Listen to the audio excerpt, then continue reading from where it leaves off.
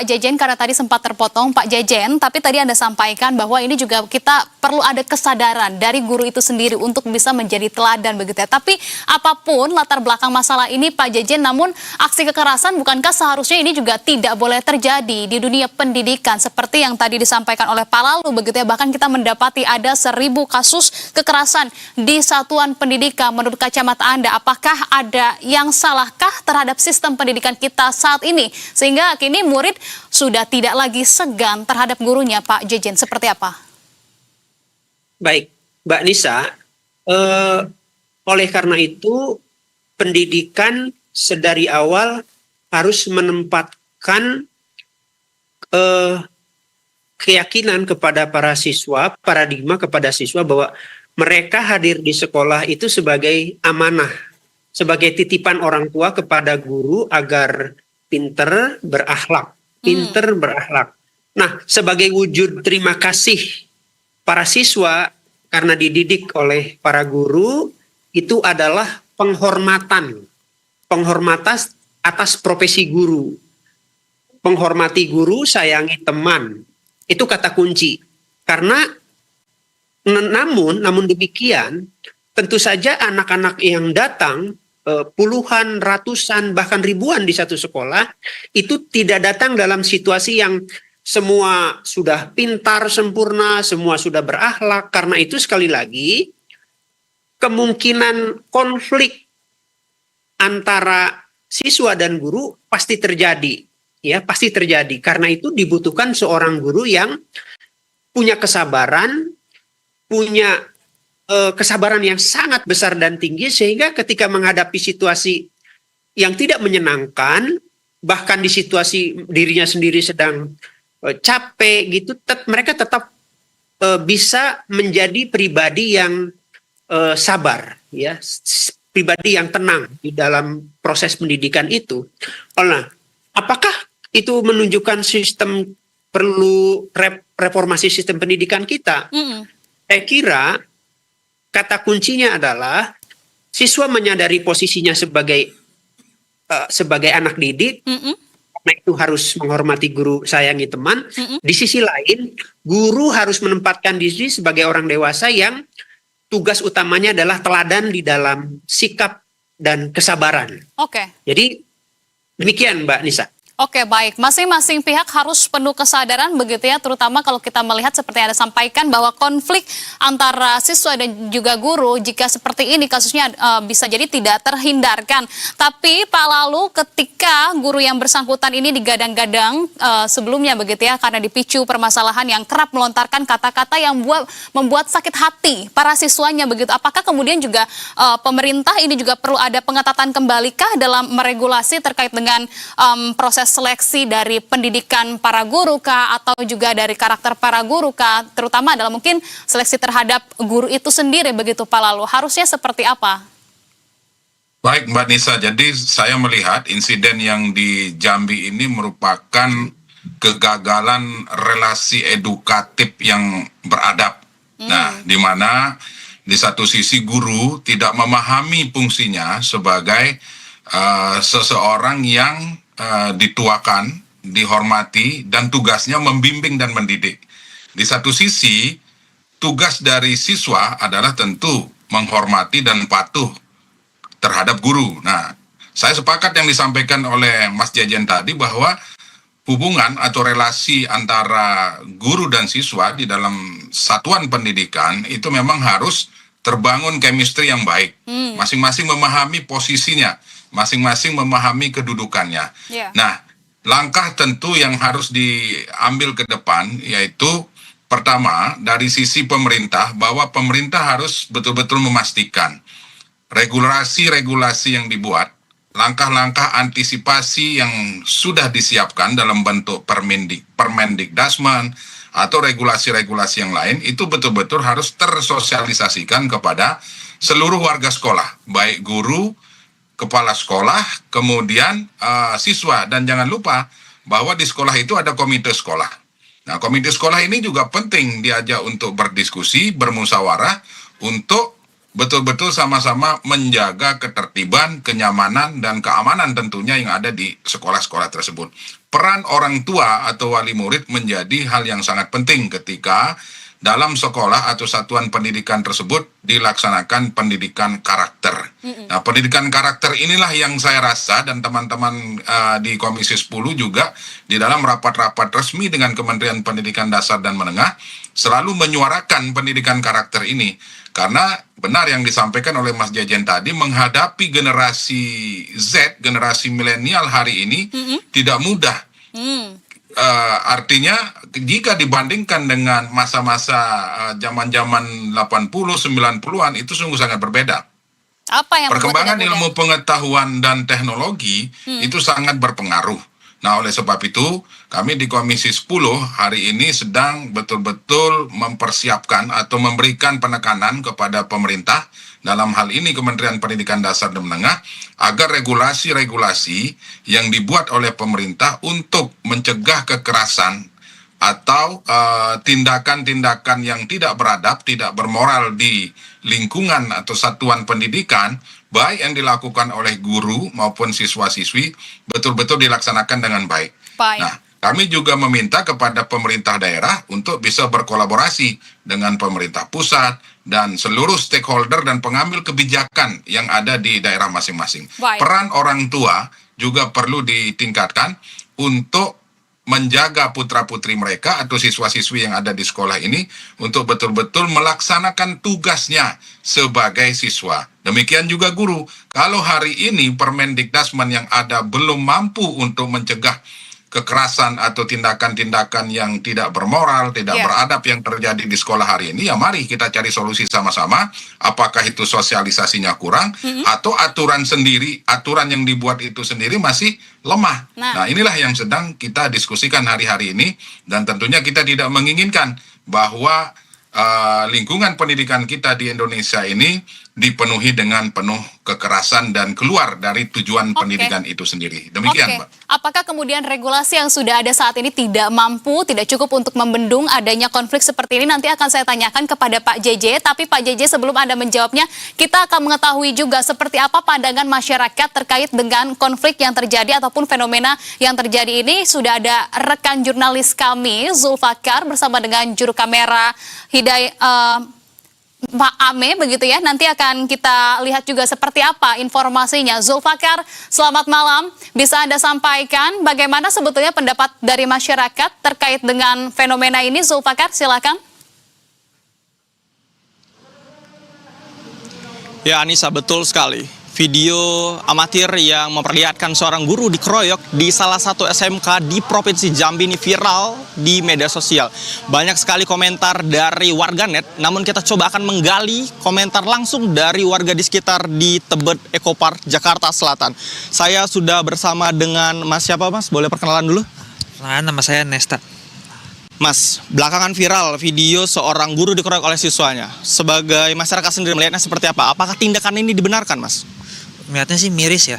Menurut saya tindakan ini nggak bisa dibenarkan sama sekali gitu. Karena banyak banget gitu cara buat nyelesainnya. Nggak harus langsung main hakim sendiri gitu. Padahal kan kalau misalnya diselesaikan dengan baik-baik tanpa main hakim sendiri, nggak bakal memperumit keadaan juga gitu kan. Jadi menurut saya sih miris banget sih. Mengaku miris karena ini terjadi di lingkungan sekolah juga, namun pemicunya adalah katanya guru ini sempat mengatakan hal yang tidak pantas, yaitu ngatain siswanya tuh miskin. Tanggapannya gimana, Mas? Ya harusnya kan sebagai guru ya. Sebagai guru harusnya bisa ngendaliin emosi gitu. Nggak boleh asal gitu nyebutin siswanya miskin. Menurut saya sih nggak bisa dibenerin juga sih gurunya. Cuman kalau misalkan balasannya adalah dengan cara main hakim sendiri, itu juga sama aja nggak ada yang benar gitu. Jadi menurut saya gurunya salah sih, cuman nggak bisa banget dibenerin juga buat main hakim sendiri gitu. Perlukah ada hukuman yang tegas untuk para siswa yang melakukan pengeroyokan ini, Mas? Menurut saya perlu sih, harus ada misalkan dikasih surat peringatan gitu. Karena kalau misalkan ini terjadi, gimana buat kelanjutan mereka gitu. Kalau disuruh memilih, Mas, lebih penting disiplin siswa atau perlindungan terhadap guru di lingkungan sekolah? Menurut saya disiplin siswa sih. Karena dengan gitu bakal banyak siswa-siswa yang jadi beretika.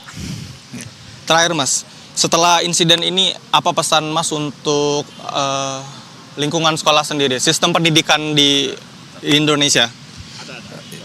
Menurut saya harus lebih banyak mengajarkan soal etika sih. Jadi bisa berguna juga buat masyarakat lain gitu. Jadi ya. Terima kasih banyak Mas atas pendapatnya. Ya begitulah Anissa dan pemirsa, bagaimana pendapat dari salah satu masyarakat yang menuturkan bahwa ya dia menganggap bahwa insiden tidak dapat dibenarkan. Pengeroyokan, kekerasan di lingkungan sekolah ini tentu hal yang tidak bisa dibenarkan, apalagi guru adalah sosok yang lebih tua ya di lingkungan sekolah. Dan kita coba akan menggali lagi ke salah satu masyarakat yang ada di sini untuk pendapatnya sendiri. Saya sudah bersama dengan Mbak siapa Mbak? Boleh perkenalan? Sasa. Mbak Sasa, viral di media sosial guru dikeroyok siswa. Tanggapannya sendiri gimana Mbak Sasa? Mungkin siswanya kurang omongannya kurang dijaga mungkin ya. Kalau di lingkungan sekolah mungkin kita harus lebih sopan lagi karena itu lingkungan pendidikan ya. Udah sih Mas. Kira-kira sekolah sendiri bagaimana sih harus menangani konflik antar guru dan murid sini yang akhirnya kan ini berujung kekerasan? Mungkin sebelumnya kan katanya si gurunya dengar siswanya ngomong kasar ya mungkin. Seharusnya pihak lain ikut gabung juga buat menyelesaikan itu. Mungkin itu. Kira-kira dengan insiden ini Mbak berpendapat nggak kalau sistem disiplin di sekolah itu emang sudah cukup longgar di era sekarang Mbak? Sangat longgar sih mungkin menurut saya. Soalnya sekarang nih banyak banget siswa yang ngomong kasar tanpa mikirin perasaan gurunya.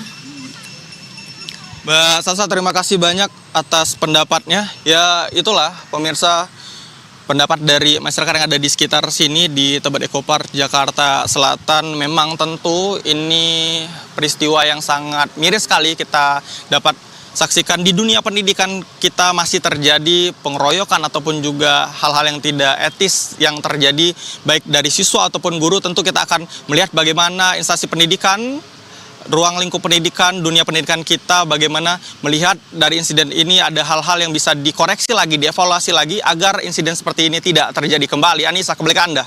Baik, Zulfakar dan juga juru kamera Rahmat Amiduddin, terima kasih atas informasinya. Selamat kembali bertugas. Kita lanjutkan dialognya bersama dengan Pak Lalu dan juga Pak JJ. Pak JJ tadi sempat tergantung begitu ya terkait dengan aturan ataupun regulasi yang ada saat ini di kita. Apakah memang belum cukup untuk membendung ini semua? Masih terlalu lemahkah? Anda sebagai praktisi seperti apa menilainya Pak JJ?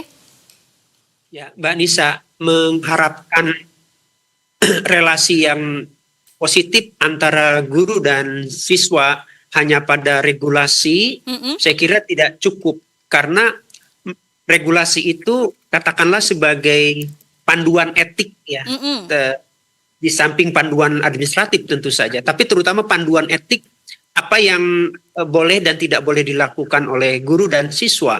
Tetapi di dalam konteks day to day hubungan antara guru siswa di dalam keseharian di lingkungan sekolah itu sangat dinamis, sangat rumit, tidak semudah sekedar membaca regulasi.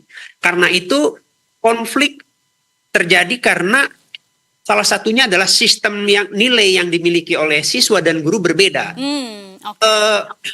Guru punya harapan terhadap profil sosok siswa, demikian juga siswa punya harapan terhadap sosok guru. Karena itu dalam proses edukasi yang diharapkan bisa menjadi teladan adalah guru. Karena siswa tentu saja kita pandang sebagai remaja, anak muda yang sedang bertumbuh. Di dalam masa bertumbuh itulah yang dimaksud oleh Pak Lalu bahwa generasi Z dan milenial sekarang itu terpengaruh banyak oleh media sosial, katakanlah demikian, yang berisi konten-konten yang bisa jadi dia bertentangan secara sistem nilai. Gitu. Karena itu, agar tidak terjadi konflik, maka harapan guru terhadap siswa yang punya karakter yang sedemikian baik misalnya, itu harus dijalankan dengan penuh sekali lagi kesabaran dalam arti tidak mudah marah, meskipun dia dalam kondisi tersinggung, mendapatkan perilaku tidak menyenangkan. Disitulah sesungguhnya ujian terhadap apa yang disebut dengan kompetensi kepribadian, kompetensi sosial. Jadi guru tidak terpengaruh oleh aspek sistem nilai siswa yang belum sesuai harapan seorang guru, tetapi harus tetap menunjukkan kedewasaan seorang pendidik yang dalam situasi apapun mereka tetap memandang bahwa si anak ini sedang berproses bertumbuh. Karena itu bukan reaktif, tetapi reaksi yang tadi justru mencerahkan ya, karena penuh kesabaran. Kalau yang kita lihat malah bawa parang itu, saya kira juga itu problematik. Itu membawa 2 parang kanan kiri itu kontradiksi ya, anomali di dalam wujud sebagai guru, sebagai teladan. Demikian Mbak Nisa. Oke, baik. Nilai yang dimiliki berbeda begitu ya. Begitupun juga media sosial yang nyatanya hari-hari ini juga memiliki andil yang cukup besar terhadap karakter dari para siswa itu sendiri. Nah, tadi juga disampaikan oleh Pak Lalu begitu bahwa saat ini Komisi 10 juga tengah berfokus begitu terkait dengan regulasi mencegah kekerasan di dunia pendidikan. Tapi progresnya sampai dengan saat ini, prosesnya sudah sampai manakah Pak Lalu? Ya, dengan maraknya kekerasan yang terjadi di seluruh satuan pendidikan termasuk di perguruan tinggi, maka ini menjadi salah satu concern dari kami di Komisi 10. Sebagaimana kita ketahui bahwa kami hari ini sedang melaksanakan revisi Undang-Undang 20 tahun 2003 tentang sistem pendidikan nasional kita, maka di dalam batang tubuh dari revisi Undang-Undang 20 tahun 2003 itu nanti kami juga akan memasukkan salah satu fokus di situ di salah satu pasal yang ada, kami akan memasukkan perlindungan guru, perlindungan siswa, perlindungan dosen terhadap kekerasan-kekerasan yang terjadi di seluruh satuan pendidikan. Kami menyadari bahwa pendidikan itu sejatinya adalah memanusiakan manusia. Pendidikan itu sejatinya juga adalah tidak hanya mengejar prestasi akademik belaka, tetapi pendidikan itu juga merupakan wadah atau sarana untuk pengembangan karakter, kemudian pengembangan moral, pengembangan akhlak, kemudian tentunya di era digitalisasi hari ini pendidikan juga merupakan salah satu sarana untuk betul-betul menciptakan atau meningkatkan etika digital bagi siswa-siswi kita. Etika digital ini menjadi sangat penting sebab etika digital ini kadang-kadang kalau tidak dipahami, tidak betul-betul diajarkan, tidak betul-betul dididik kepada siswa-siswi kita, bahkan tidak hanya siswa-siswi, guru bahkan dan seluruh keluarga besar sekolah, maka tentu akan berdampak negatif. Nah, hari ini menjadi viral karena tidak memahami etika digital itu. Nah, oleh sebab itu perlu kiranya pemerintah juga concern terhadap etika digital ini di seluruh satuan pendidikan.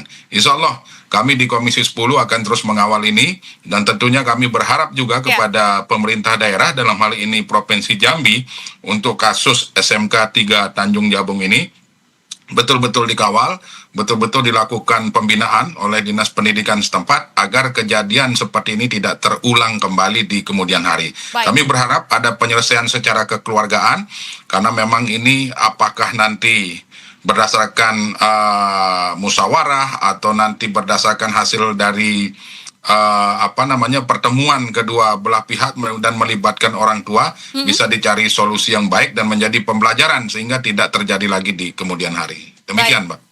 Baik, tentu kami titipkan juga begitu ya kepada Pak Lalu dan juga jajarannya. Namun Pak JJ jika tadi disampaikan begitu penyelesaiannya ini juga kan sudah disampaikan secara kekeluargaan. Tapi tidak bisa berhenti sampai di sana saja begitu untuk bisa menimbulkan efek jera juga agar kemudian hal ini tidak terulang lagi di kejadian-kejadian berikutnya begitu ya. Layakkah kemudian mungkin dalam kasus personalnya antara guru dan juga murid ini sudah diselesaikan secara kekeluargaan, tapi secara prosesnya begitu layak tidak kalau gurunya ini juga mendapatkan sanksi begitu ya dari Dinas Pendidikan terkait maupun juga dari siswanya, sanksi apa yang memang perlu sepatutnya didapatkan dari kedua belah pihak ini karena keduanya juga tidak bisa dibenarkan aksi keduanya ini, Pak JJ. Ya, pasti viralitas video ini langsung maupun tidak langsung sudah menjadi sanksi bagi kedua belah pihak. Tadi Pak Lalu soal digitalisasi, etika digital itu, itulah yang menunjukkan bahwa peristiwa ini quote and quote seolah-olah besar begitu ya. Ya. Padahal sekali lagi, mungkin kalau kita lihat dari problematiknya adalah konflik ini terjadi karena tadi perbedaan antara sistem nilai siswa dan guru dan harapan guru versus harapan siswa begitu. Karena itu kita melihat sesungguhnya yang penting ke depan adalah bukan sekedar sanksi terhadap kedua belah pihak, tetapi pemahaman siswa sebagai individu yang harus menghormati guru, sayangi teman di satu sisi lain adalah guru adalah pilihan profesi yang tidak sekedar membutuhkan kapasitas profesional dan pedagogik, tetapi yang paling penting adalah mereka adalah teladan di dalam sikap dan kesabaran yang diharapkan para guru itu adalah punya emosi yang stabil, dewasa, sehingga menghadapi hal-hal yang kata-kata siswa yang menyinggung, kata-kata yang kasar, itu tidak terpancing gitu loh. Jadi indikator stabilitas emosi guru itu pada saat justru para siswa, anak-anak menyatakan hal-hal yang tadi di luar sistem nilai yang diharapkan oleh guru itu. Demikian, Mbak Nisa. Oke, baik. Sementara ini viralitas juga ini sudah menjadi hukuman bagi keduanya begitu, namun untuk jangka panjangnya tetap dalam proses kesamaan nilai begitu ya. Begitupun juga dengan pendidikan karakternya, begitupun juga dengan regulasi emosi dari para guru-guru itu sendiri. Terima kasih kalau begitu atas informasi dan juga pandangan yang sudah dibagikan. Kita kawal terus kasus ini agar tidak kemudian terjadi lagi begitu ya di hari ke depannya. Terima kasih Pak Lalu atas informasinya dan juga Pak JJ atas pandangannya. Selamat kembali beraktivitas.